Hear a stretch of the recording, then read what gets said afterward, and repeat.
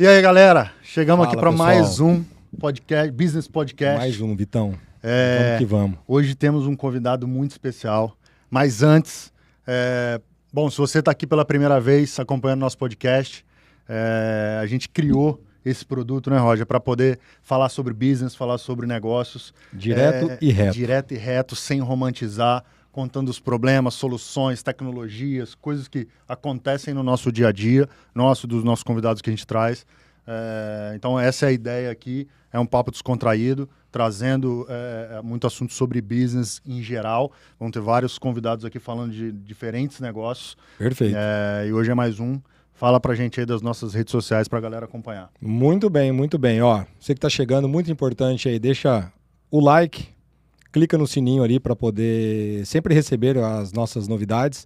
E é muito importante para nós, estamos iniciando esse projeto, um projeto sério, e um projeto aí que vai abrir a cabeça de muita gente. O nosso foco, né, Vitão, é levar a informação de forma exatamente, sem muita frescura, direta, reta ao ponto. E você que está nos seguindo aí no YouTube, Business Podcast USA, e no Instagram, YouTube, Instagram e TikTok. Business Podcast USA. Exato. Entra lá, dá uma força pra gente, curte o nosso canal. E hoje o bate-papo é interessantíssimo. Você que já acompanhou a questão com investimentos imobiliários, ou você tem No a último ideia... a gente já falou com o Jacó sobre isso. sobre e hoje fundo de vem uma investimento outra e tal. aula para mim. Uma outra área dentro ainda do real estate. E uma aula, particularmente para mim, como eu já te disse e já disse ao nosso convidado aqui, vai ser uma aula fantástica aí. Bom, hoje eu quero trazer para vocês Júlio Silva, mais conhecido como Júlio Silva, Júlio César Silva. O Júlio tem uma história brilhante aí de Estados Unidos, mais de acho que 30 anos de Estados Unidos, quase, Júlio. 20 e poucos anos aí do mercado de real estate, de mortgage. Um cara que segue novas tendências, está aí surfando esse mercado, tanto brasileiro, americano, no mercado do real estate. O Júlio é gerente da Cross Country Mortgage aqui em Deerfield, tem uma filial dele. Ele vai contar um pouco mais da história dele, o início da trajetória, a chegada nos Estados Unidos, tudo como aconteceu. Vai ter tempo para tudo isso? Mas a gente corre.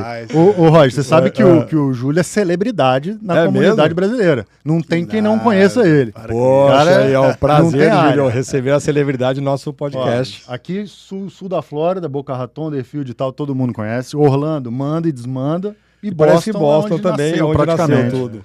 Vamos bater um papo aí, então, interessantíssimo hoje, hein? Júlio, conta pra gente como que começou essa história, como que você chegou nos Estados Unidos, como que você iniciou essa trajetória. Então, obrigado, Roger, obrigado aí pelo convite, parabéns pela iniciativa, né, de iniciar esse podcast. Acho que é muito bom, né, a gente tá trazendo informação boa sempre, de pessoas boas, pessoas, né, que têm credibilidade aqui no mercado, nos Estados Unidos. Acho que isso é super importante, né? Sim. E então, para quem não me conhece, eu sou o Júlio Silva, eu sou casado com a doutora Letícia. É bom se trazer ela um dia aqui também, ela tem história muito legal sobre o processo dela e tal. Verdade.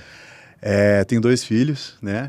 Eu cheguei nos Estados Unidos em 95, eu sou de BH, né? Minha família migrou para os Estados Unidos na década de 80, meu irmão mais velho veio em 86, meu cunhado em 85, né? E eu vim para cá em 95, né? Depois de uma passada aqui em 93, em 95 vim e fiquei de uma vez, né? Boa. Eu estudei aqui, high school, tudo e tal. E eu, assim, né, eu vim na época, como eu falei, a gente estava conversando sobre na época da imigração raiz, né, que a gente tinha que fazer ligação com cartão telefônico, só tinha uma lojinha brasileira na cidade, tinha que alugar fita VHS para poder assistir Fantástico, né, então, assim, a época aquela imigração muito diferente, né, o pessoal vinha muito, né, a gente veio ali para a região da Nova Inglaterra, que era a maior concentração de brasileiros nos Estados Unidos na época.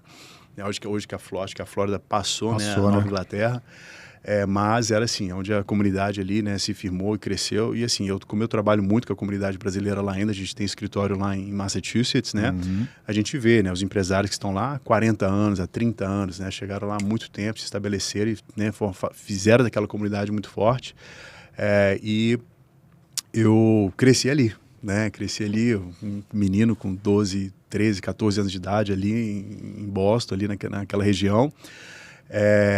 E eu fiz de tudo, todo tipo de trabalho quando adolescente, né? Eu tinha que trabalhar, minha irmã, né? Buscando oportunidade. Morava com a minha irmã desde quando eu cheguei, e aí eu tinha que ajudar ela a pagar o aluguel, né? Então, assim, eu estudava no high school até 12h30 da tarde, depois meu primeiro emprego lá. Eu trabalhei numa sorveteria, ganhava acho que $5 a hora num fim de semana, trabalhava das 8 da manhã às 8 da noite, 12 horas para ganhar acho que $60 ali.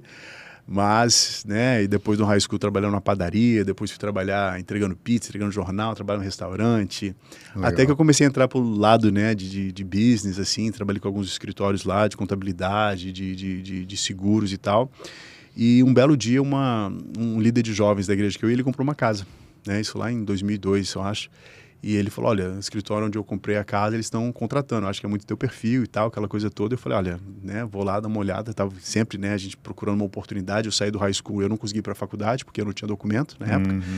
E, né, eu queria estudar, né, eu graduei do high school com 17 anos de idade, né, eu pulei a 8ª série, fiz 3 anos e meio de high school e formei com todos os créditos. Então, assim, eu gostava de estudar, né. Legal. Eu sempre fui aquele menino que minha mãe não precisava, você está fazendo seu dever de casa aí, não sei o quê, eu sempre fazia e... Legal. Né? Eu nunca tive dificuldade, mas não tinha, né? Eu estava naquele processo de documentação, era muito difícil naquela época ainda, né? Então, e não consegui ir para a faculdade, falei, tem que trabalhar. Então, eu estava naquela coisa, tentando achar uma oportunidade, né? Tudo. E até que apareceu essa oportunidade nesse escritório de financiamento imobiliário lá em Boston, né? E eles me contrataram, me deram uma oportunidade, me contrataram lá com $8 a hora, né? Eu trabalhava lá, ganhava meus $300 por semana, $320 por semana. E a minha mentora, né, minha manager naquela época lá foi a Rose Home, né, uma chinesa, né? Você tem contato com ela até hoje? Cara, ela faleceu. Eu outro dia, até, sei lá, alguns 2, 3 anos atrás, eu troquei uma ideia com o filho dela no Facebook, né, Brandon. E aí ele falou, olha, ela faleceu e tal.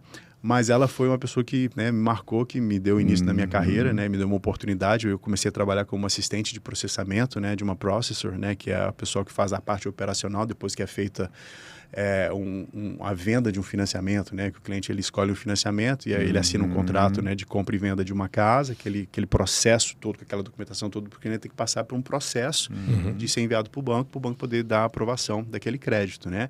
Então eu entrei lá, no meu primeiro dia, ela colocou uma pilha de documentos, assim, de processos, assim, sei lá, devia ter uns 30... Ela tava papel. Se meu escritório fosse o que ela passou naquela época lá, eu acho que eu ficava maluco, né, porque...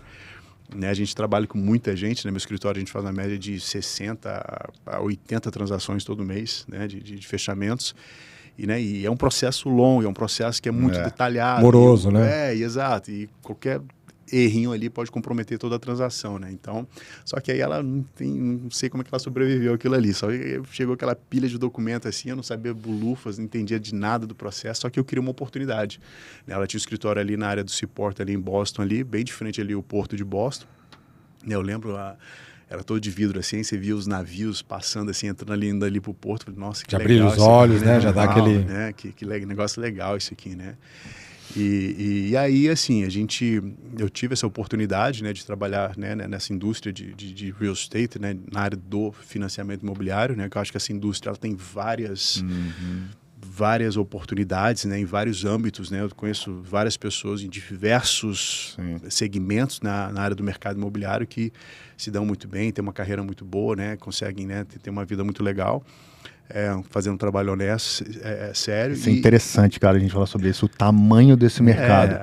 São a ramificação vários produtos que compõem um processo de real estate no geral. Na nossa transação deve ter pelo menos umas 15 profissões diferentes, se não mais, que tocam naquele processo ali durante aquele processo, entendeu?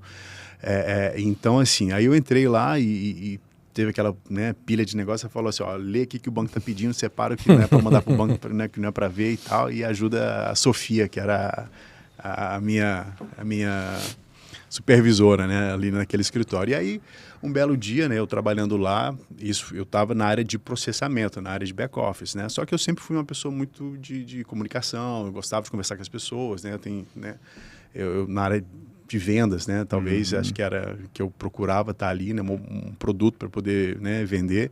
Tentando se descobrir, né? Naquela época, tentando se descobrir. Exato. Pô, um moleque de 20 anos de idade, 20 e poucos anos, que você, né, tentando me achar, não consegui ir para a faculdade.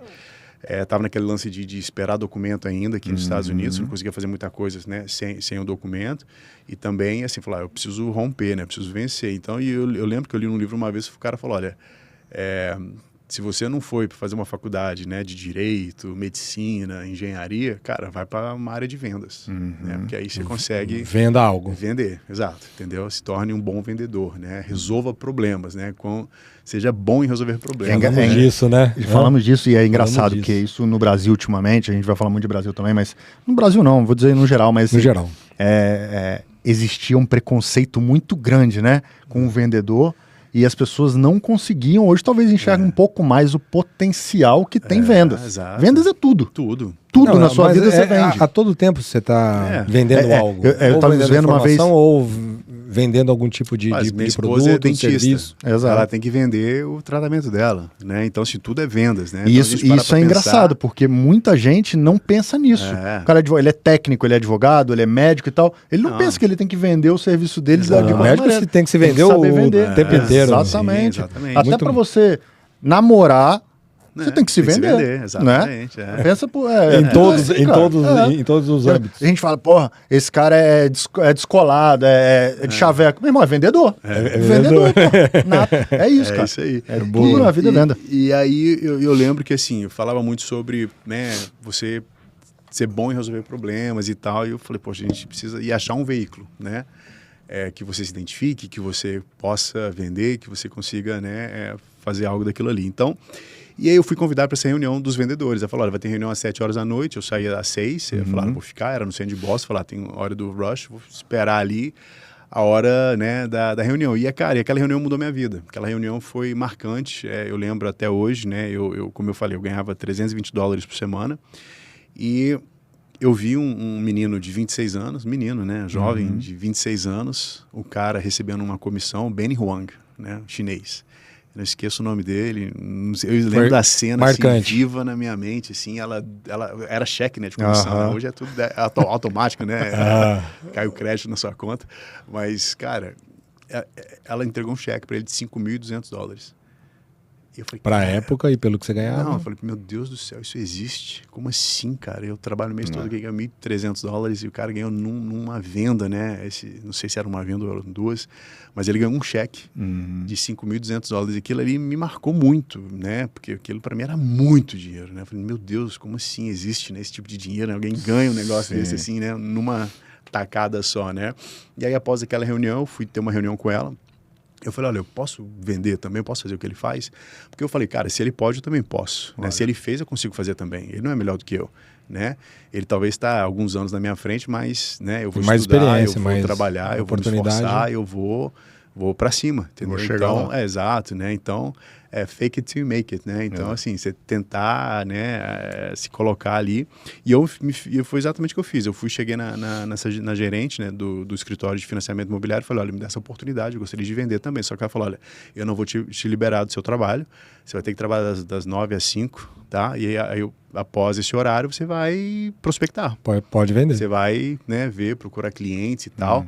Eu lembro, ela fez, naquela época, não precisava ter licença para ser Mortgage Loan Officer, né, o agente de financiamento imobiliário. Ela fez um cartãozinho assim para mim, Júlio Silva, Mortgage Consultant.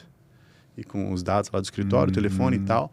Cara, eu já fiquei, poxa, eu tenho um business card, né, tem um cartão de visita. Que legal, que legal. Né? E aí, cara, eu saí daquilo ali e fui bater porta. Eu fui nas lojinhas brasileiras distribuir cartão, eu fui nas igrejas, onde tinha comunidade brasileira. Eu falei, eu vou começar pela comunidade, que é, né? Existiam brasileiros nessa área em Boston na época? Muitos, talvez não, mas... Não. Muito pouco. Muito pouco, né? Tinha um cara que também estava nessa empresa também, que era o Márcio Pinheiro, né? Que ele está até aqui na Flórida hoje, é meu amigão até hoje. E ele, né, me deu muita força lá na época lá, né? Eu trabalhei depois na área de vendas junto a ele ali. E isso não tinha. E até que hoje várias empresas de mortgage lá de Boston, lá que existem hoje, passaram por mim ali. Entendi. Né? Então, eu fui meio que um gênesis ali. Né, comecei nesse negócio, depois dali veio, né, bastante, né, outras pessoas também. Mas aquilo ali que foi o meu clique. E eu lembro que um dia eu consegui meu primeiro cliente, estava na cantina de uma igreja lá, dei um cartão pro rapaz e falou, cara, poxa, eu queria comprar uma casa, como é que eu faço? Você pode ir lá em casa? Eu falei, claro, vou lá na sua casa. E naquela época era tudo agendamento, né? Face a face. Fui na casa do cliente lá 9 horas da noite. A minha gerente me deu uma listinha de documentos. Eu coletei lá uma pilha de documentos. levei para o escritório no outro dia, fiz cópia de tudo, devolvi, ela falou, devolve os documentos para o cliente e tal. E aí ali eu comecei. Ela me ensinou, né, como é que a gente calculava a renda do cliente, para ver quanto que ele qualificava e tal, aquela coisa toda. E aí foi onde eu comecei minha carreira, né? E aí um cliente indicou outro, só sei que 9 meses depois eu já tinha feito, acho que uns $150 mil em comissões, eu com 22 anos de idade, mudei a minha vida e os meus amigos começaram a ver que minha vida tinha mudado, e eu estava, né, num negócio diferente, eu estava num negócio assim, e eu fui e chamei, na época lá, 5 dos meus amigos mais próximos ali, falei, cara, sai do restaurante, vem trabalhar comigo, sai do Dunkin' Donuts, vem trabalhar comigo, sai da limpeza, vem trabalhar comigo. Começou a montar seu time no começo. Comecei ali e hoje os caras estão até hoje em banco, os caras estão em vida próspera, os caras estão, né, em vários outros bancos. O único que está comigo até hoje é o Márcio Valadão, que é meu sócio hoje ali no escritório da Cross Country. E, né, long story short, a gente viveu, né, anos ali de glória ali de 2001, 2002 até... Márcio foi seu cupido? É, o Márcio é... Márcio é primo da esposa dele. É primo da minha esposa. E o Márcio é meu amigo de adolescência. A gente se conheceu em 95. Quando eu cheguei, ele tinha chegado alguns meses antes. Né? Eu sou, acho que 2 anos mais velho do que ele. E a gente foi adolescente ali juntos ali. A gente cresceu. Legal. No mesmo grupo de jovens ali naquela época. E aí, quando eu estava, né, já tinha passado esse tempo, né, de quase um ano lá naquela empresa de financiamento, eu chamei meus amigos, né, que eu já me tornei um sales manager, né, um gerente de vendas. E aí eu convidei, né, esses meus amigos que também entraram para o mercado e também tiveram muito sucesso, né? E então até 2008, até o crash do mercado imobiliário lá em 2008, né, a gente viveu todo aquilo ali.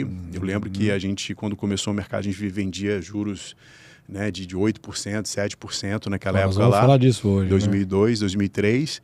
Quando os juros caíram um pouquinho para baixo de 7%, nossa, eu lembro que foi uma loucura, a gente recebeu um fax, era fax. Os bancos mandavam a informação por fax, né, a gente recebeu ali, pô, juros, né, teve aquela queda e os bancos começaram, né, aquela festa de emprestar no subprime, né, sem verificação de nada e tal, que até deu a bolha e aconteceu tudo que aconteceu no mercado naquela época. E até... Só para concluir esse pensamento, até aquela época lá, tipo assim, a gente cresceu muito. Então, tipo assim, eu tive, até 2008, quase 300 pessoas na minha equipe, né? Escritórios, assim, em Boston, Connecticut, Filadélfia, New Jersey, até um pedaço na Flórida, a gente já tinha naquela época lá. Então, assim, eu cresci muito rápido, né? Então, eu dei palestra em Las Vegas, dentro do banco lá, para 1.000 pessoas e tal. Então, assim, eu tive esse crescimento muito rápido, né? E aí, de repente, veio o crash e pá! Né, arrancou tudo da gente, né, naquela época. Mas... Eu ia falar do juros, eu já participei de várias palestras, eu e o Júlio falando em várias, eu sempre escuto ele falando que hoje o pessoal está acostumado com juros, já teve, né, 5, 6, 7, 8, que antigamente era muito mais alto e todo mundo achava normal. Normal. Fala um pouco disso, Juliette. Então, assim, o meu irmão, ele comprou a primeira casa dele em 93, ele falou que ele pagou 14% de juros. De um financiamento governamental, 14% ao ano, tá? Eu tive uma funcionária no meu escritório aqui, uma americana, que ela comprou a primeira casa dela na década de 80, ela falou. E ela pagava 18% de juros. E hoje nós estamos falando aí com essa... 6, 7% aí. Hoje um governamental a gente está 5,5%, 6%, entendeu? Um financiamento convencional a 6%, 5,8%. E tem gente achando ruim, né? Não, assim, melhorou agora bastante tá melhor, agora, né? Exato. A nossa expectativa, né, para esse ano é ter uma melhora boa, assim, eu digo, né? Talvez a gente não vai mudar muito do que já está, né, nessa tendência do high fives, né? De 5,8, 5,75 talvez. Mas já é uma melhora, né? Então, assim, acho que o mercado, esse ano, ele vai dar uma guinada pesada, né? Porque vem forte. Esperamos essa melhora na taxa de juros. A gente vai aprofundar nesse assunto ainda, daqui para frente, mas eu queria a gente entrar agora no... O Júlio já contou um pouco do início da trajetória dele, do boom, do crescimento, o 2008, a quebra, e aí a gente... Quebra não, né? Mas assim, uma queda, né? Vamos dizer assim, uma diminuição para voltar. Júlio, eu vou trazer para os dias de hoje, para a gente iniciar o papo mais aí para a atualidade. E, cara, antes disso eu quero trazer para a galera que está vendo aqui um número. Bom, acho que a maioria sabe, eu tenho uma empresa de câmbio também, que é a Câmbio Hoje, a gente é parceiro de negócio, a gente é amigo e parceiro de negócio aqui com o Júlio. E, Júlio, eu com a Câmbio Hoje, esse ano de 2025, operei mais de 600 milhões de reais. Eu estava fazendo um estudo rápido sobre a sua evolução no ano de 2025 e eu até anotei o número aqui de que você e sua equipe fizeram 707 negócios com mais de 350 milhões de dólares em financiamento. Isso. Eu quero que você explique pra gente, cara, o que você... Como que você enxerga a força do Brasil? A gente está falando aqui, no meu caso, de brasileiros. Eu acho que o seu volume é muito forte, um volume muito grande de brasileiros também. Como que você enxerga a força do brasileiro investindo nos Estados Unidos? Então, excelente pergunta. Meu escritório hoje, a gente é o número 1, empresa de brasileiros, né, de financiamento imobiliário nos Estados Unidos. A gente é o maior, né, assim, pelos nossos números, tudo que a gente faz, e isso é fato, né, tá aí, né, a gente, né, claro, eu falo isso com muito cuidado, né, também, mas não é algo para me gabar, mas é para mostrar que a gente, né, tem um trabalho sério, a gente, né, tá crescendo muito, né, nesse mercado, especialmente eu no meu time de vendas pessoal, né? Porque assim, eu sou gerente de equipe, né? Como a nossa equipe, a gente fechou mais de 350 milhões juntos. Desses 350 milhões, minha produção pessoal foi quase 140 milhões. Eu tinha feito um cálculo, 30 e poucos % ali era a sua produção independente. Exato, minha produção pessoal. E o meu business, ele cresceu muito nesses últimos 5 anos com o mercado de fora, né? Porque... né, acho que até 2018 eu atendia, sei lá, 70%, 80% do mercado interno, né, pessoas que moram já nos Estados Unidos.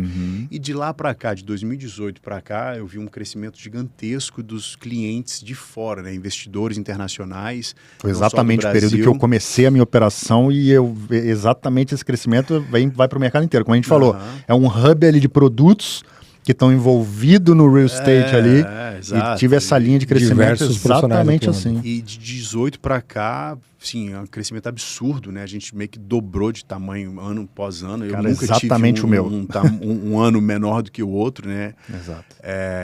E assim, a gente vendo todo esse crescimento, né? E hoje eu acho que meu business, ele talvez sei lá, acho que 65%, 70% pessoas de fora, né? Estrangeiros, e 30% mercado interno, né? Então, assim, esse crescimento, né? Eu vou ao Brasil umas 3, 4 vezes ao ano, né? Para falar para investidores, né? Para dolarizar patrimônio, né? Tentar colocar um pouco do seu patrimônio em dólar, as oportunidades do mercado imobiliário nos Estados Unidos, né? Então, eu vou falar das oportunidades de financiamento, como o estrangeiro ele consegue fazer um financiamento nos Estados Unidos. E assim, e hoje, como a gente é banco, né? Eu represento hoje a Cross Country Mortgage, eu estou há 8 anos, né, nesse banco, tá? É um banco de financiamento, nós somos número 1 direct lender, né, nos Estados Unidos. A gente presta mortgage mais que Bank of America, mais que Chase, mais que Citi, né? Ano passado, acho que quase 48 bilhões em financiamentos. E acho que Bank of America fechou, acho que lá, 24 bi, né? Então, a gente quase o dobro, né, de volume, né, de empréstimos, né? Os maiores da indústria de financiamento imobiliário são parte, né, do meu banco. A gente tem hoje quase 4 mil agentes de financiamento imobiliário, quase 1.000 escritórios nos Estados Unidos inteiros. Nós somos licenciados nos 50 estados. O meu escritório é top 20, eu sou top 10, top 15 da empresa, né? Depende, né, do volume. Eu te avisei. E assim, eu falo isso porque assim, a gente consegue fazer muita coisa, a gente consegue fazer, né, fechamentos e financiamento em empréstimos que outrora outros bancos teriam dificuldades e tal. E eu me especializei desde lá atrás, né, desde 10 anos atrás, em financiamentos alternativos, né, financiamentos não tradicionais, que saem um pouco fora da caixinha, né, porque acho que o americano... Isso que eu ia perguntar agora, eles cara. são muito assim, né, se você by the book, você tem o trabalho W2, ou você tem seu imposto de renda bonitinho, eu consegui te qualificar.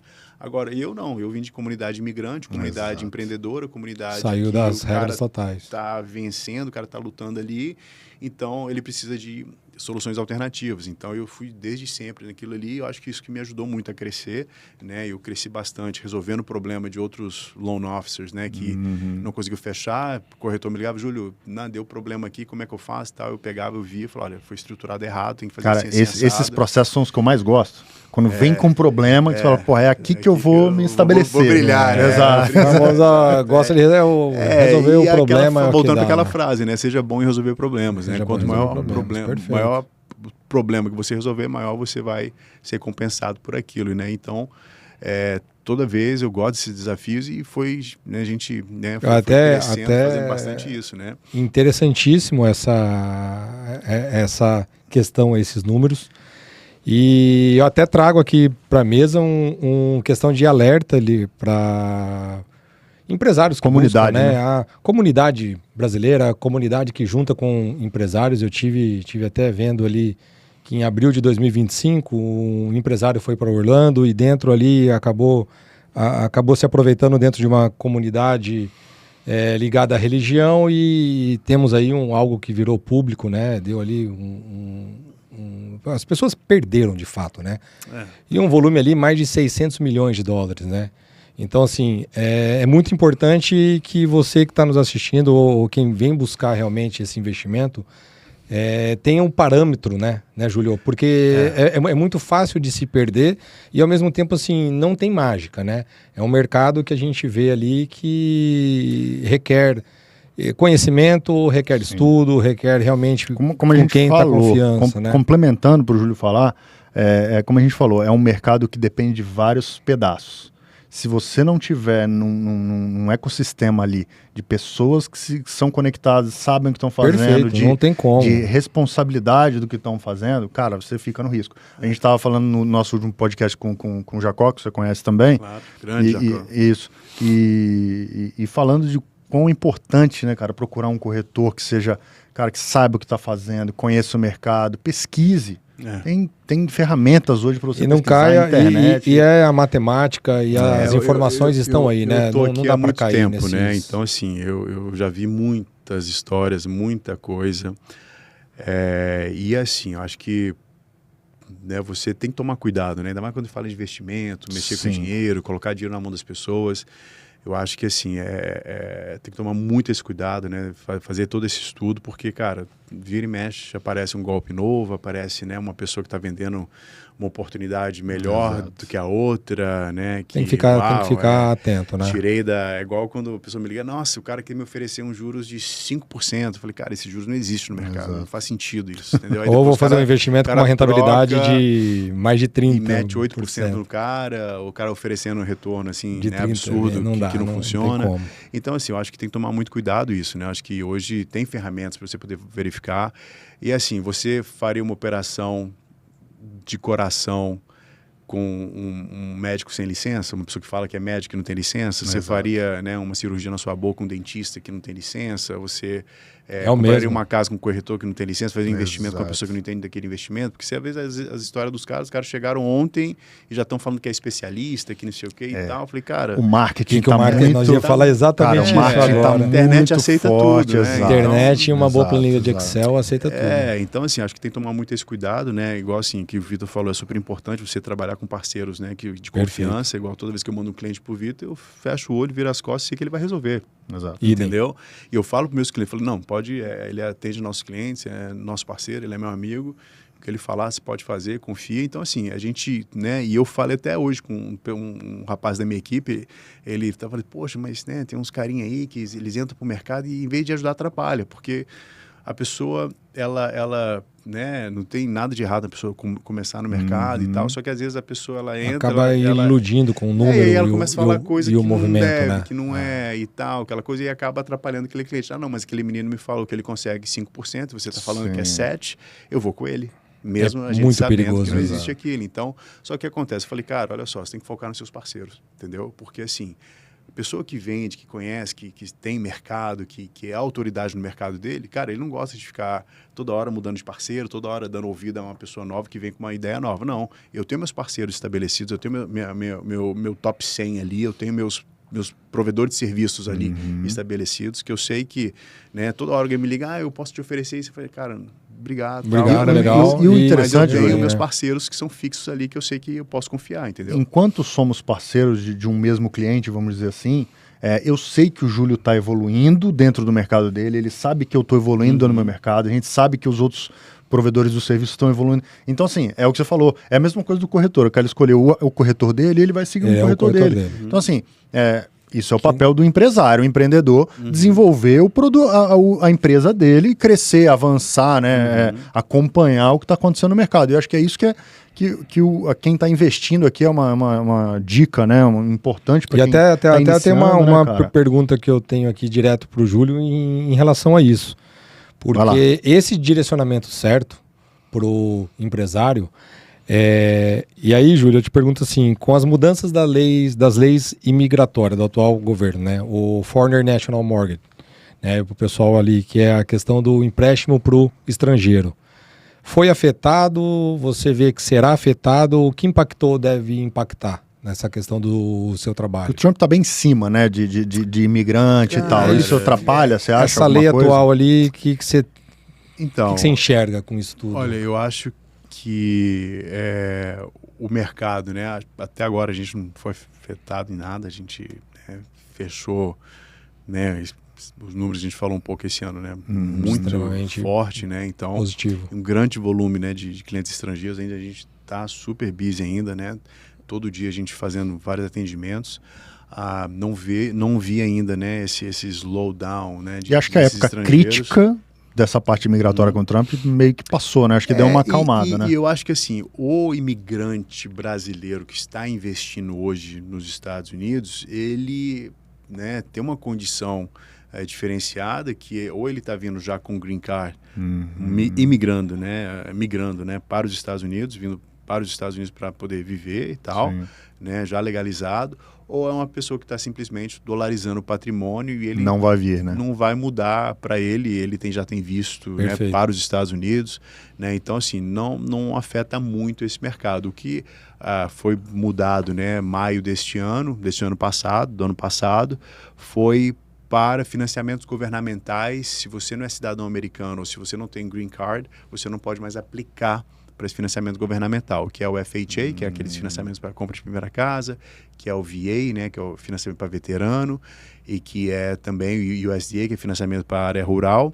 Então, esses financiamentos somente para residentes ou cidadãos americanos, né, americanos. Porque antes você tinha, né, autorização de trabalho, um visto de trabalho, você poderia aplicar nesses financiamentos também. Entendi. Então, a partir de maio ele cortou. Falou, não, a partir de maio, agora somente realmente quem é residente americano ou quem é cidadão americano pode aplicar entre nós, tipo de faz sentido, né? Faz total sentido. Faz sentido. E são os financiamentos que existem outros tipos que são próprios para o estrangeiro. Nos financiamentos convencionais não mudou nada, né? Para quem tem um visto de trabalho e mora aqui, a gente consegue ainda aplicar para essa pessoa, ela comprar uma casa com 3 ou 5% de entrada, mas os financiamentos governamentais, eles dão uma vantagem, né, para a pessoa que está aplicando, né? Igual o VA, ele pode comprar uma casa com 0% de entrada.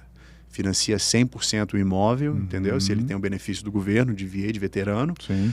USDA, que é a área rural, zona rural, também consegue comprar com 100% de financiamento, né, valor financiado, sem dar nada de entrada. Legal. O FHA é onde, se ele tem crédito imperfeito, ele consegue comprar com 3,5% de entrada, e eu tenho até programa com 0% de entrada no FHA. Então, esses programas que têm esses benefícios, né, que o governo, né, teve subsidia alguma coisa e escrever esses guidelines para dar esse acesso a pessoa poder comprar a primeira casa e tal, que é só mais para residências, né, principais, só para residentes, entendeu? Então ele cortou, falou, não, se você não é residente americano, você não tem. Agora, para o mercado estrangeiro, a gente não teve nada ainda que afetou, né, fortemente ou impactou essa questão, não.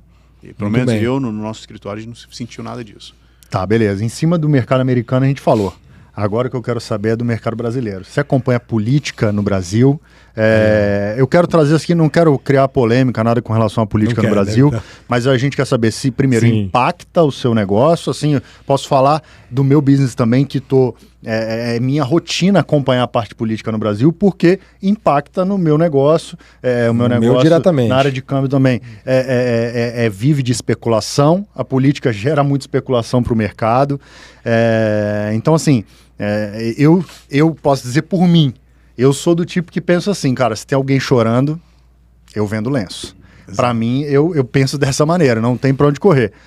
Para você, a política brasileira interfere em alguma coisa? Você acha que muda nessa parte migratória, aumenta, diminui? A gente já passou por algumas mudanças ali. Como que você convive com isso? Grande parte dos clientes que nós atendemos, né, do Brasil, eles falam 3 coisas para mim. segurança, né? Motivo, né, de estar buscando algo aqui seria segurança, instabilidade econômica e instabilidade na política, né? Então, é um grande motivador, né, da pessoa, né, querer vir para um país como os Estados Unidos, imigrar para cá, né, trazer os investimentos, ou trazer a família para cá, por causa de todo esse movimento, né? E assim, eu acho que esse ano vai ser ano de eleição, não é? 2026, ano de eleição no Brasil. Então, assim, acho que esse é um ano que muita gente, né, dependendo de como for o movimento lá, vai tomar essa decisão. Acho que vai, né, impulsionar mais ainda, talvez, e é o engraçado, desejo Júlio, deles dolarizarem e virem para cá, né? Porque pro nosso mercado aí do real estate é engraçado. Eu fiz essa pergunta já sabendo o que eu iria falar depois, no sentido de, cara, no final das contas impacta para todo mundo, pro bem, para todos os lados. Porque assim, o cara vem embora porque ganhou alguém que ele não gostou, ou se ganhou alguém que ele gostou, que de repente impacte na economia, melhora a economia, ele vem também, porque ele ganhou grana e por aí vai. Então assim, é difícil. A política brasileira... Ele pode vir contrariado pelo fato de não ter ganho o lado que ele quer, mas também ele pode vir pelo fato de ter executado e rentabilizado, né? Do jeito que as coisas andam no Brasil, né? É difícil. Eu acho que né, a gente... Esse governo sair, né? Que está lá hoje, então... Mas eu acho que o pessoal que busca vindo para cá, vir para os Estados Unidos, eu acho que esse ano pode ser aquela força maior. Eu falo muito pelo meu sogro. Meu sogro falou, cara, eu tô cansado disso aqui, eu tô cansado. A gente luta. Aí ele fala... O imposto só aumenta. O imposto aumenta, a dificuldade do capital humano lá para trabalhar absurda, porque ele teve funcionário lá que falou, olha, eu ganho R$ 1.700 de assistência aqui do governo, para que eu vou trabalhar para você para ganhar R$2.000, entendeu? Né? Então, assim, as pessoas preferem ficar em casa, né, coletando benefício do que ir trabalhar. Então, isso atrapalha muito nessa política, né, de assistencialismo, né, de né, ficar dando migalhas para a população, para poder ter aquele controle, né, da população. Então, assim, eu acho que isso que é a dificuldade, né? Essa é a ideia, né? Essa é a ideia. Do atual governo, essa é a ideia. Então, circo. Não pode dizer que ele não está fazendo nada do que ele não tenha prometido. Cara, isso que é o pior. Pela primeira vez tem que concordar que assim, o cara tá honrando o que ele... Ele não fez nada do que ele já não tenha feito. Não, ele falou, eu vou voltar para quebrar. Eu vou voltar e vou quebrar. E ele fez. Quer dizer... Está fazendo. O meu sogro, ele tem uma agência dos Correios lá em Vila Velha, no Espírito Santo. Poxa, ele falou algo assim, cara, o Correio está quase quebrado, né? Vocês acompanharam aí, tá mais de 20 bilhões de rombo. Sim. O governo anterior, Bolsonaro, deixou lá um superávit, né, de 3 bi, e agora está passando por isso. É um ralo ele aberto. falou, olha, o Correio às vezes fica meses sem pagar os franqueados, né? A gente tenta que pagar, fazer tudo assim na frente. Então, eu falei, cara, eu falando com ele, falei, cara, como é que sobrevive? Ou seja, ele acaba adiantando pro Correio. Pro Correio, se não pagar, eles te cortam e eles demoram para te pagar as comissões, né, tal. E você vê, né, eles tiveram que pegar um empréstimo agora de 12 bilhões para poder tentar consertar o negócio. Empréstimo de quem, né? Do próprio governo alimentando. Do empréstimo de quem está lá dentro. Então, assim, acho que é complicado essa questão. Acho que essa questão política, né? Para nós que estamos aqui vendendo um serviço para quem está no Brasil vindo para cá, assim, para nós, né? Eu creio que é bom, né? Esse movimento, né? De lá para cá. Mas, assim, é triste a gente ver o Brasil, né, passando, né, por isso, né? Que é um país... Eu tava vendo esses dias que os Correios deram uma queda absurda quando o Mercado Livre parou de operar. Eles tiveram que... Acho que o serviço estava ruim, o serviço era ruim. Aí ele falou, cara, eu vou desenvolver. Hoje o Mercado Livre tem uma logística absurda, bem parecida. Acho que o modelo é muito próximo ao que a Amazon aqui nos Estados Unidos. E eles cresceram tanto com os próprio meio de logística que tirou totalmente os Correios. Então, era um crescimento com uma infra completamente diferente do que, um exemplo, a Amazon tem aqui dentro, né? Que é a infraestrutura que tem para poder fazer o que eles executam aqui dentro do Brasil, ainda é uma... O cara tem que ser bom para fazer isso no Brasil. Porque aqui é bem mais fácil. Não tem nem a questão de como... Não tem nem como fazer. Não, tem porque ele está fazendo. De alguma maneira ele está fazendo. Não, ele faz, mas assim, comparado com o que a gente tem aqui dentro com a Amazon hoje Então, isso que eu falei, quero dizer, ele faz mágica lá com pouca estrutura. Tem, perfeito, entendeu? É isso daí. Os caras cresceram. Agora, você comentou sobre o seu sogro, o perfil dali. A gente teve ali, no ano de 2025, uma redução da taxa de juros aqui nos Estados Unidos, certo? Uhum. E você acredita, e dentro dessa leitura que nós acabamos de realizar, é um fator que decide para o empresário se ele, nesse ano agora de 2026, o que você enxerga dessa taxa de juros e é um fator decisivo para o empresário investir e comprar imóvel ou não? Eu creio que sim, sempre, né? Sempre quando a gente está em mercados eu falo muito sobre a questão que você nunca vai acertar o time no mercado. Né? Você nunca vai acertar o time da menor taxa de juros e o menor preço dos imóveis. Né? Perfeito. Sempre vai ter porque assim, se a taxa de juros cai, o preço dos imóveis tem a tendência a subir. Né? E se a taxa de juros sobe, os imóveis tendem a dar uma queda nos preços, você tem maior poder de negociação porque tem menos pessoas no mercado. Então, assim, eu acho que, né, como eu falei, a taxa hoje está em torno de 6%. O Trump anunciou essa semana que vai comprar 200 bilhões né, de mortgage bonds, né, para poder... Né, isso sem apoio, sem a aprovação do Congresso, né? Exato, entendeu? Então ele né, vai dar essa injeção né, no mercado. Então isso vai fazer com que taxas de juros né, caiam um pouco para poder né, aquecer o mercado e também fazer com que pessoas né, que talvez ficaram fora do mercado pelo fato da taxa de juros mais alta, isso né, diminui um pouco o seu poder de compra, a taxa mais baixa aumenta seu poder de compra, né? Sim. Então... Até porque o preço dos imóveis subiram, né? Bastante, né? Então, mercados, como a gente está na Flórida, cresceu Explodiu muito nos últimos, sei lá, 5 anos. 5, 6 anos ali é absurdo. O negócio aqui, né, ficou assim meio que absurdo, né? Então... A tendência é essa, né? Essa queda da taxa de juros, eu acho que vai fomentar bastante o mercado e vai fazer com que também afete também o mercado estrangeiro, porque quando o mercado interno tem uma redução na taxa de juros, os juros para estrangeiros também vão ter uma queda, né? Hoje eu consigo fazer um financiamento para o estrangeiro com juros de 6,1%, 6,3% ao ano, entendeu? Então, assim... No começo de 25 era quanto? Aproximado? 7,5%, 7,25%, entendeu? Era boa. 24, a gente fechou a 8,5%, entendeu? Então, assim, teve juros altos, a gente parou de vender? Não, tem sempre gente comprando e vendendo. Sempre vai ter. Sempre tem. O mercado agora é comprador, né? É comprador. Em alguns mercados comprador, outros mercados ainda né, tem mais o seller, tá numa posição de vantagem, mas é isso, eu acho que assim, hoje o comprador, né, ele tem um maior poder de negociação, porque ele né, não tem muita gente fazendo oferta né, no mercado, tem muita casa que às vezes fica aí 30, 40, 100 dias no mercado sem uma oferta, então a pessoa chega lá, ele tem um poder maior de negociação porque não tem tanta gente. O pessoal ficou meio mal acostumado com pandemia aqui, né, Júlio? Não tinha casa para vender, a proposta cash o tempo inteiro. Era uma competição, os preços, não, você dá 500, eu dou 550, eu dou 570, eu dou 590. Leilão extremamente 600, agressivo. Né? Então assim, o negócio inflacionou bastante, mas já normalizou, né? Mas eu acho que a projeção para 2026, eu creio que vai ser um ano muito bom. Acho que vai ser um ano assim, que o mercado ele vai né, ter esse up aí até o Spring Market, né, que é a partir de abril, maio ali, que dá um up assim, no mercado. Acho que a gente vai ter talvez taxas de juros melhores, né, talvez uma redução aí. E também, assim, o governo Trump ele está uma pressão em cima do Fed para poder né, reduzir a taxa do Fed. A taxa do Fed ela não impacta diretamente mortgage rates, né? Porém, ela impacta né, todo o empréstimo de tempo curto do consumidor, né? Então, taxa de juros para cartão de crédito, taxa de juros para empréstimo de um No final das contas, é mais dinheiro no bolso, mais dinheiro no bolso da pessoa, do consumidor, entendeu? Então, assim, isso... tudo né, vai dar uma Eu estava vendo que dos últimos anos, hoje especificamente, a gasolina bateu o preço mais barato dos últimos anos.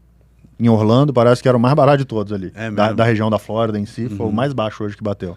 Então, assim, os preços estão recuando um pouco. Eles querem, eu lembro quando comprei ele quer deixar abaixo de 2, meu primeiro carro aqui, nos Estados Unidos, o galão de gasolina era 99 centavos. Isso aí era ouro. Ele quer deixar abaixo de $2, né? Vamos ver se chega. Ô, Júlio, esperamos.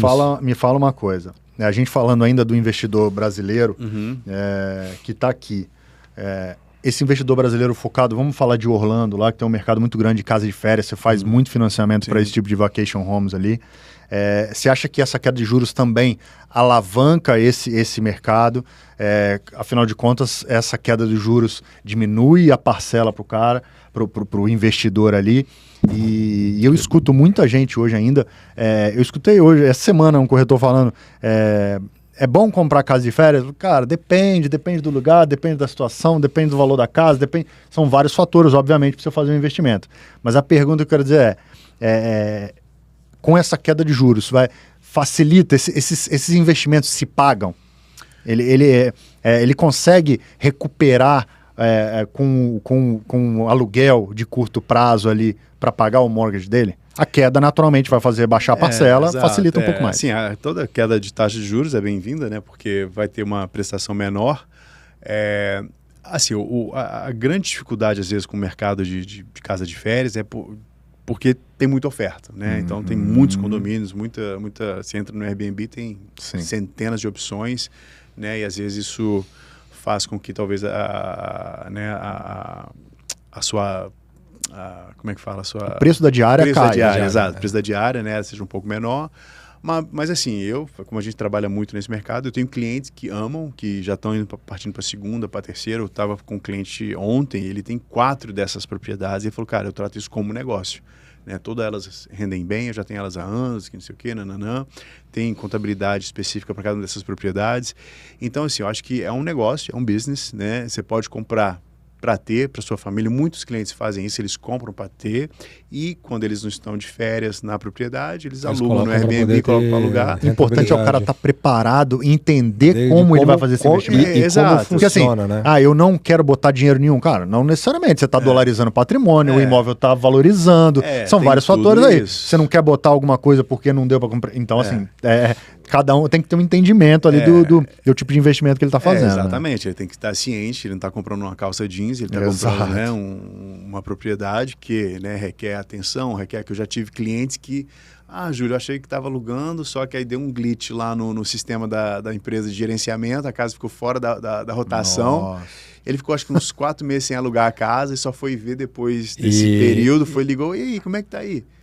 Aí o cara, poxa, deu um erro aqui, não sei o que. Então, tipo, se o cara não acompanhou, entendeu? Então, assim, eu acho que se for comprar como negócio, tem que tratar como negócio, tem que fazer o máximo possível para impulsionar, para alugar, para deixar alugado e tal. Eu tenho propriedade de Airbnb e, assim, a minha propriedade está alugada, acho que desde dezembro até maio, junho, assim, quase o mês inteiro, né? Direto, né? A taxa de ocupação, né, acima de 70%, 80%, muito boa.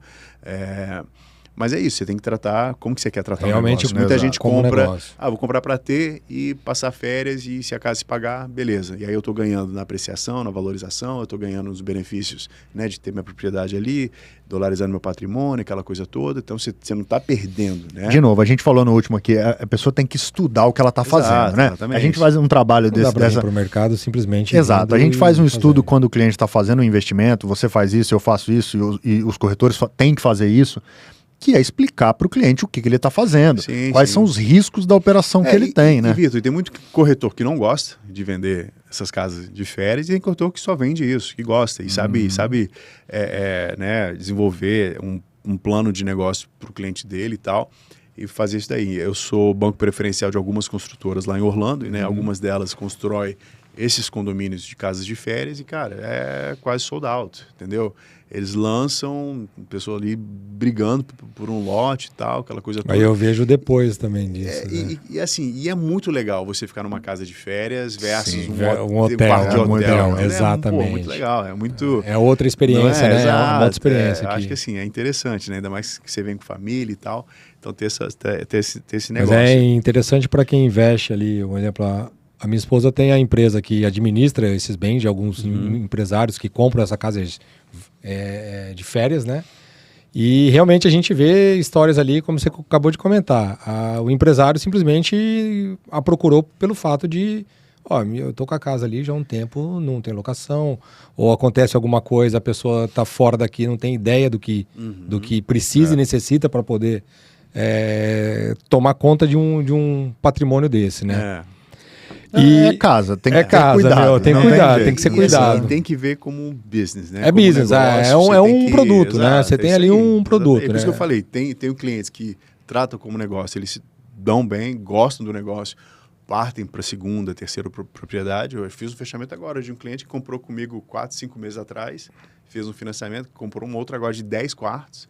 E ele falou exatamente, cara, eu gostei desse negócio, estou vendo uma oportunidade aqui e tal. É o produto dele. Ele está gerando renda em dólar e tá. E ele falou, Júlio, eu quero partir para a terceira, para a quarta. É que o que a gente estava falando é a questão do que eu falei, né? Da pessoa aprender o que ela está fazendo, para ela não se sentir enganada. Tem que tomar cuidado com o que falam do retorno. Tem que estar ciente, né? Que depende do tipo de casa. São vários fatores para ele saber se vai ter retorno, se vai se pagar, se não vai, se eu tenho que completar um pouco, se não tem. São vários fatores. Então, a pessoa tem que estar entendendo o que ela está fazendo. Porque tem muita gente também que, não, comprei ali, só teu dinheiro resolve? Só teu dinheiro não resolve 100%. Rapaz, eu tenho uma cliente que, assim, ela tem vários imóveis caros e ela não aluga nenhum deles. Aí, conversando com ela, meu, quero ter. Eu falei, mas por que você não aluga, gente? Pelo amor de Deus e tal, né? Puxa, receber uma renda em aluguel e tal. Não, mas é porque eu quero fazer isso, aqui. Então, assim, a pessoa quer ter o imóvel. Ela tá ali, tá em dólar, ela colocou o dinheiro ali. Exato. Dolarizou o que ela precisava e deixa... Tá valorizando, entendeu? Então, assim, né? E eu vi uma pessoa, até um americano, né, no mercado de real estate, ele falou, cara, você tem que comprar um imóvel pelo imóvel. Ele falou desse jeito, a tese dele, né? Mesmo que você não alugue. O aluguel é um bônus. Entendeu? Porque se você comprar um imóvel e você segura ele por 10 anos, ou ele vai quase ter dobrado de valor, ele vai ter valorizado tanto, né? Então, seu dinheiro ali protegido em terra. E ele falou, cara, e se você alugar, é bônus. Eu falei, interessante, né? Perspectiva. É a perspectiva de quando você compra a sua própria casa. Né? Você está pagando um mortgage, você não está pagando para você mesmo. Exato, e o bem está ali valorizando, né? Então, Ô, Júlio, me fala uma coisa. A sua visão para o foreclosure deste ano, e aí eu quero trazer alguns números aqui, que eu peguei para 2025. A Flórida registrou a maior taxa de foreclosure dos Estados Unidos em 2025, ou seja, 1 a cada 1,8 unidades foi pedido de execução. É 1 a cada 1.800? A 1.820, desculpa, é 1 a cada 1.829 unidades foi pedido de execução. Você acha que isso é apenas, tá aqui, propriedade com dificuldade de cumprir o pagamento, ou a gente está caminhando aí por uma questão um pouco inversa que vem remeter 2008? Então, assim, acho que 2008 foi longe, jamais. Acho que longe disso. Nunca mais vai viver aquilo. Todas as medidas, né, que o mercado tomou para se proteger contra algo daquele tipo. Então, acho que é muito difícil. E assim, às vezes eu fico pensando, né, como que a pessoa deixa chegar nesse ponto, porque quando aconteceu o Covid, né, eu na hora dei um flashback, falei que a minha nossa, vamos vender tudo, meu Deus do céu, 2008 de novo, né, crise, os bancos pararam de trabalhar e tal, falei, meu Deus, o que a gente vai fazer, né? Só que foi aquela recuperação V, né, deu aquela queda, em março, abril e maio já o negócio já começou a pipocar, né? E assim, o que eu vejo diferente de 2008? 2008, a gente não tinha muitos recursos, né? Os bancos foram criando alguma coisa para poder lidar com as pessoas que estavam entregando propriedade, que perderam emprego e tal.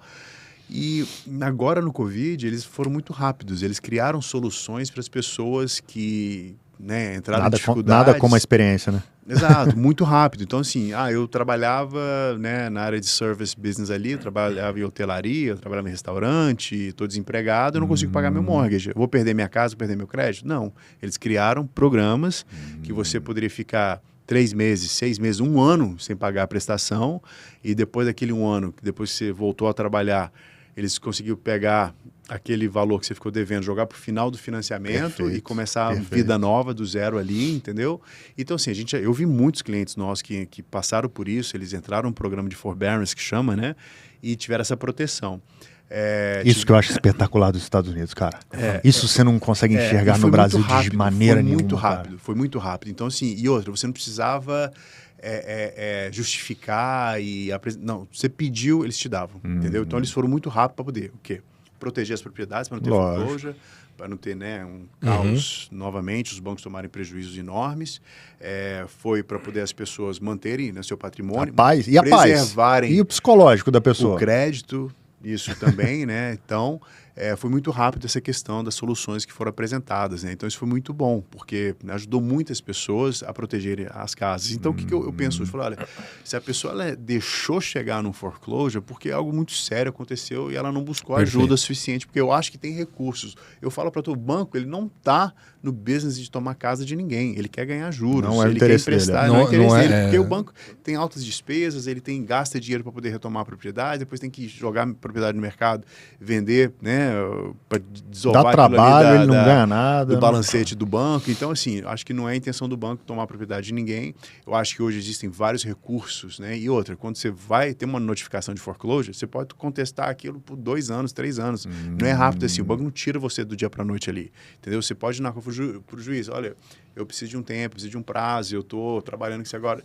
O problema é quando você não faz nada. Entendi. O problema é quando você recebe uma notificação de se apresentar numa corte, né, e perde chegar o prazo, perante o juiz e falar, olha, eu preciso de mais 3 meses, mais 6 meses, estou reorganizando minha vida, quero um plano de pagamento. Entendi. Cara, eles dão para a pessoa e o problema é, se você não aparece, aí o judgment é dado ali na hora. Execução. Entendeu? E aí você não tem o que fazer. Uma vez que é dada a ordem do juiz, já era, entendeu? Então, assim, eu acho que tem recursos. Agora, a sua pergunta, né? Vai aumentar? Eu acho a taxa de desemprego hoje na Flórida é baixíssima, entendeu?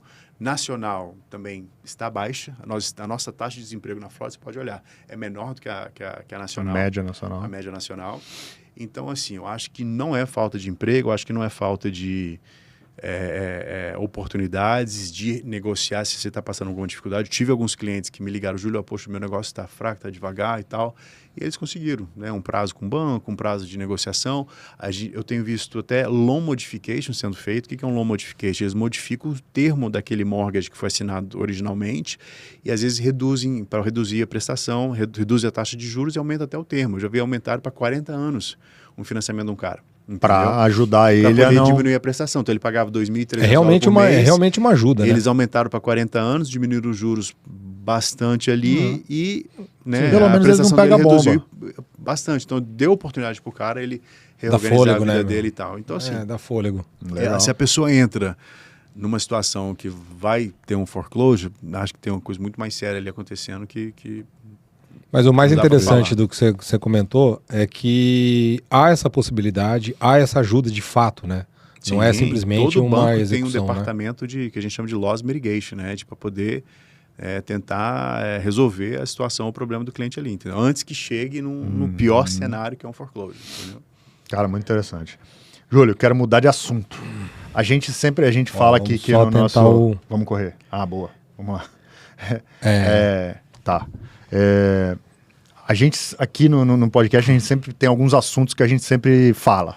E um deles é inteligência artificial.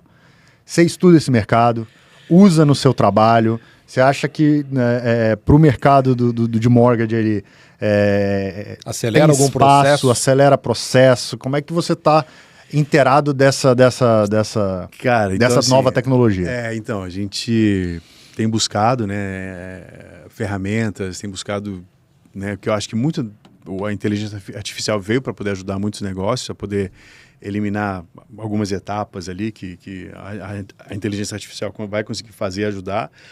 Eu ainda estou bebê nesse negócio aí, estou tentando, né, aprender, estudar e tentar ver o que a gente pode adaptar no nosso negócio. Eu acho que é fantástico, né, o que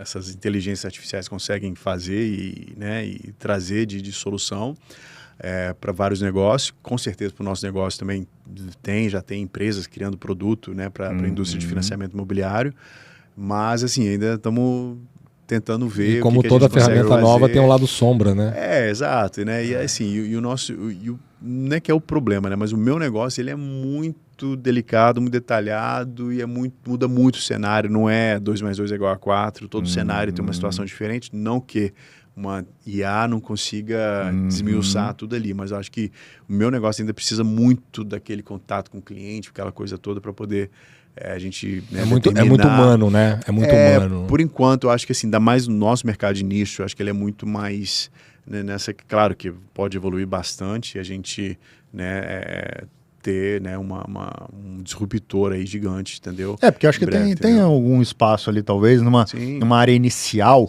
ali de pré-qualificação, né, de entender de ler o extrato bancário, uma maneira, em vez do humano, né, ser um negócio muito mais agilizado. Então dá para... Não, com certeza, já tem essas ferramentas. Exato. Né? Até outro dia eu estava conversando com o Pablo Farias, né, ele colocou uma IA no WhatsApp dele. E já faz um atendimento ali, oi, tudo bem, você quer de comprar o quê, que não sei o quê, já conversa com o cliente ali. Então isso aí é super, fantástico. Né? Pega o primeiro ponto e quebra, e filtra, lead, exatamente, então, acho que já isso é filtra bem o lead. Eu trouxe até uma dica, eu estudo muito isso, faço bastante coisa, já sou mais... já sou mais antenado Mexe nisso, muito, mexo muita coisa. E trouxe uma dica que pode ser importante para você conhecer. Tem uma ferramenta do Google nova, que chama Notebook LM.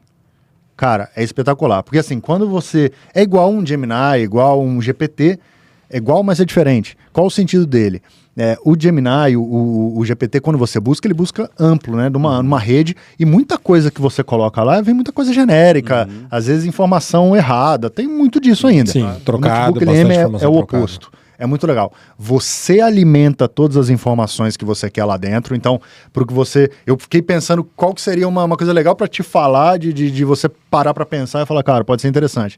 Você alimenta as informações que ela vai estudar. Então, você vai botar as condições lá dentro. Ela não vai buscar no mercado para coisa. Você fecha ela ali, direcionado. E tá estourado esse notebook LM do Google das novas...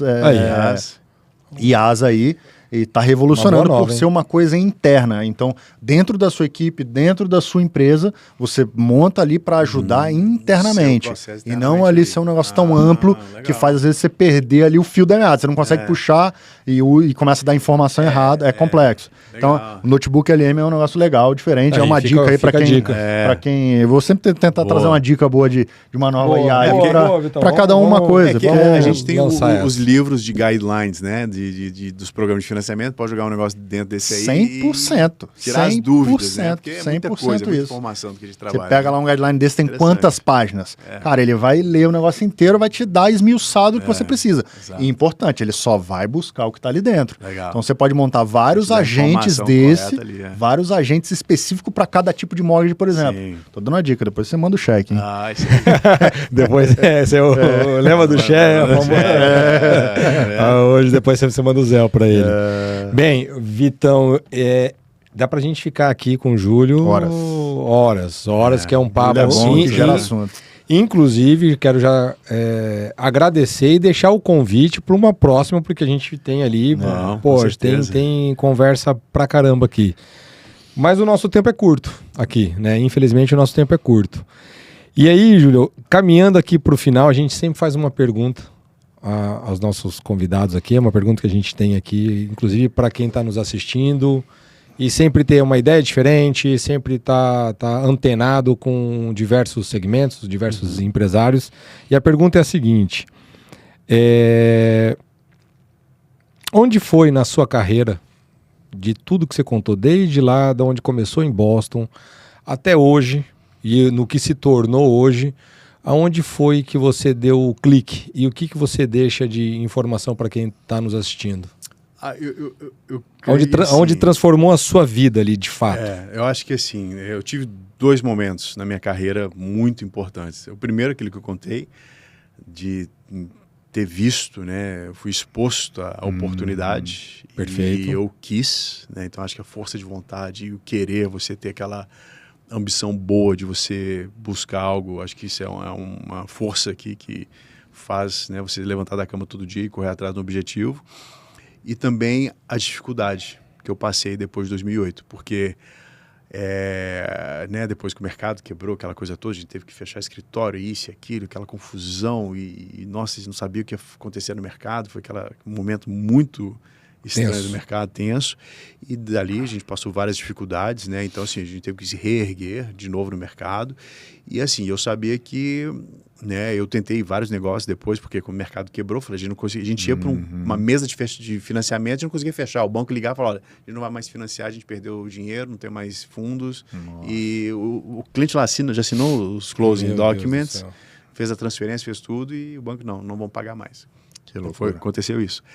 Fato real, cliente meu. Então, assim, eu falei, cara, tem que começar a buscar outro. Então, a gente tentou fazer várias outras coisas e, cara, aí nada funcionava direito. Eu falei, até o momento que eu falei, chegou, ponto, eu não aguento mais. Quanto tempo durou? Desculpa uma pergunta no meio. Quanto tempo durou essa crise de 2008 ali, esse processo, cara, no real estate? Foram, acho que assim, 2 anos pesados, bastante. Sabe? Que foi bem lento a recuperação ali, mas acho que depois de 2010 o negócio começou a desenvolver e tal. Eu demorei um pouco mais para voltar, porque eu fiquei muito frustrado, muito pé da vida com aquela situação, que eu falei, não é possível, cara, eu dei minha vida, meu sangue ali, esse negócio, né? Puxou meu tapete, eu não estava preparado, era menino novo, então eu podia ter feito muito mais reservas, podia ter me preparado muito mais para qualquer momento daquele. Serve de lição, né? Gigante. E aí passei todo aquele período fora do mercado, aquela dificuldade toda, e quando eu cheguei no meu poço, no meu eu falei, não, eu preciso voltar para o mercado, fazer o que eu sei fazer. E eu sabia que a minha única solução para resolver, né, meus problemas financeiros, problemas, né, de carreira e tudo que eu estava tendo, era trabalhar, né, voltar para o mercado. Então eu voltei, e eu lembro que meu primeiro ano, quando eu voltei para o mercado, meu W2, né, meu rendimento no ano inteiro foi $28 mil, meu primeiro ano de volta no mercado, entendeu? Só que eu falei, não, eu estou no caminho certo. Quando você voltou ainda, era em Boston ainda? Não. Já na Flórida? Eu já tinha mudado para a Flórida, eu mudei para a Flórida em 2014, né, 13, 14, eu vim para a Flórida. E aí eu fui trabalhar com os amigos meus, né, que tinham montado no escritório e tal, e eu fui e comecei ali, do zero. Mas o mercado acabou voltando a estabelecer em 2012, aproximadamente, pelo que eu vi, né? O negócio começou, meus amigos falaram, Júlio, volta, que o negócio tá bom, tá começando a picar de novo e tal. E aí, mas então foi isso, foram esses 2 momentos. Foi o momento que eu vi a oportunidade e o momento da dificuldade, que foi aquele clique, eu falei, não, eu preciso voltar, eu preciso trabalhar, eu preciso focar no negócio. E eu até prometi para mim, falo até com meus amigos, falei, cara, eu nunca mais paro de fazer o que eu sei fazer, nunca mais saio do meu mercado. Pode me apresentar 1 milhão de oportunidades, isso, toda hora tem alguma coisa, né? Não, peraí. É isso. Meu arroz com feijão é esse aqui, eu vou focar nisso aqui. Então foram esses 2 momentos, o momento que eu vi a oportunidade e o momento da dificuldade, entendeu? Perfeito. Que foi aquele clique ali. Pô, então, sensacional. Trabalhar, ir para cima, entendeu? Fazer com amor, com dedicação, que, cara, ainda mais aqui nessa terra, você é compensado por isso. Tem inclusive, acho que é uma fala do Joel J que fala, o trabalho devolve. É, isso aí. O trabalho devolve, né? Eu falo com a minha esposa, eu sabia que minha única solução era trabalhar. Então, trabalhei muito, igual um doido, para poder... E hoje colhendo os frutos. Graças a Deus, a gente está aí e continua trabalhando bastante. Perfeito, boa. Não mudou nada, não mudou absolutamente nada. Boa. Cara, para finalizar, eu quero que você deixe seus contatos ali e quero fazer uma última questão que é, o que você deixa de dica para quem está vendo a gente e quer investir nos Estados Unidos, precisa fazer um financiamento, como que entra em contato com a sua equipe, quais são os requisitos, pré-requisitos iniciais ali para você começar uma conversa? Claro, meu Instagram, eu tento sempre trazer, né, conteúdo, né, no Instagram sobre o mercado imobiliário, mercado de financiamento imobiliário, né, @Júlio Silva Finance, né, FINANCE Finance, a palavra finance em inglês, Júlio Silva Finance, me procura lá, você vai me achar. E assim, eu acho que, né, ainda mais para quem está de fora, querendo investir no mercado americano, acho que é o maior mercado, a maior economia do mundo, a oportunidade de você estar no mercado, né, imobiliário americano, ele é muito forte, acho que você não perde por entrar no mercado de real estate, né, nos Estados Unidos. Então acho que assim, realmente, como a gente conversou, ter os profissionais corretos, ter a rede de apoio correta para poder te mostrar o melhor caminho, o melhor investimento e a melhor oportunidade para você. Eu acho que assim, a qualquer momento do mercado imobiliário é sempre hoje, né? Você achar uma oportunidade, você está pronto para poder investir, você fazer seu investimento. Eu acabei de fechar uma propriedade semana passada, ou 2 semanas atrás, comprei uma propriedade, porque é o mercado, a oportunidade apareceu. Então é isso. Perfeito. Então assim, poxa, podia esperar, vou esperar os juros cair. Cara, mas eu tenho um cliente que desde 2018 está esperando os juros cair, o preço cair. E o preço subiu e os juros não caiu tanto. A casa que ele queria de 350, ela vale 600 hoje, né? Então assim, né? Acho que tem uma frase em inglês que é the cost of waiting, né? Então o custo da espera, né? Você não quer passar por isso. Eu passo o dia inteiro o câmbio, que a gente sempre fala aqui, né? Quanto que eu devo fechar câmbio? Cara, é hoje. Agora. Não tem como esperar. Isso é tradicional. Cara, muito obrigado. Perfeito. Foi um prazer ter você aqui. Parabéns aí pela iniciativa. E valeu. Contem sempre comigo. Obrigado pela presença. E até ter, né, parcerias duram quando os valores são os mesmos, né? É isso aí. E não quando o mercado tá fácil. Exato. Boa. Galera, obrigado. Mais um Business Podcast finalizado. Entregue. Júlio, obrigado de novo. Obrigado, valeu. Júlio. Obrigado, A gente marca outras aí para bater papo sobre outros assuntos mais. Cara, 3 horas aqui. 3 horas fácil aqui. Não, e vamos marcar outro. Vamos trazer vamos trazer temas, inclusive, relevantes aí a cenários atuais. Tem que trazer a Letícia aqui. Vamos trazer a Letícia. Letícia, já tá feito o convite. A Letícia dá curso ela ensina como imigrar não, né? Mas é fazer, como que é? Validar diploma da área de odontologia. Ela tem um curso para dentistas. Letícia, a pessoa gosta de estudar, tá? Que formou no Brasil e formou aqui. Tá louco. Ela dá um curso para dentistas que vão fazer a prova para poder entrar numa residência, entendeu? Okay. Que é a prova prática, né? Entendi. Então, o curso dela é esse, entendeu? Que maravilha. Tem uma história muito boa, né? Então ele falou, né? Saiu do Brasil, veio para cá, revalidou o diploma, agora é dentista já aqui. tá feito o convite. Boa. É, isso aí. A gente vai marcar. Valeu, Júlio. Obrigado, gente. Obrigado, gente. Valeu. Um abraço. Tchau, tchau. É Até mais. Tchau, tchau. Tchau, tchau.